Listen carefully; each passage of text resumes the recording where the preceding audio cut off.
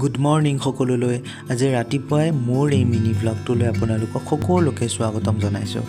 আজি ৰাতিপুৱা বহুত বেছিকৈ চোকা ৰ'দ দিছে, গৰমৰ দিন আহি পাইছেহি আৰু মই অকণমান ৰ'দ লৈ বাহিৰলৈ ওলাই আহিলোঁ। এয়া আমাৰ টিকলি, তাই আমাৰ ঘৰতে আছে আৰু এয়া চাওক আমাৰ নতুন পাকঘৰ।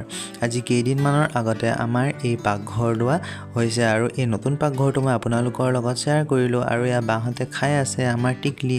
ময়ো এয়া ৰাতিপুৱা লুচি আৰু অমলেট এনেকৈ খাবলৈ লৈছোঁ আৰু আপোনালোকে ৰাতিপুৱা কি খালে আজি প্লিজ জনাব। আৰু এয়া চাওক আলু ভাজি, অমলেট আৰু লুচি, যিহেতু এনেকৈ বহুত খাই ভাল পাওঁ। আৰু আমাৰ টিকলিয়ে কান্দিছে, মায়ে লৈছে তাইক আৰু আমাক খাবলৈ দি তাইক লৈছে। আৰু এয়া ৰাতিপুৱা গাখীৰ চাহ খাই দিছোঁ, যিহেতু এনেকৈ খাই বহুত ভাল লাগে আৰু মই এতিয়া খাওঁ, আপোনালোকেও খাওক আৰু ভিডিঅ'টো চোৱাৰ কাৰণে ধন্যবাদ।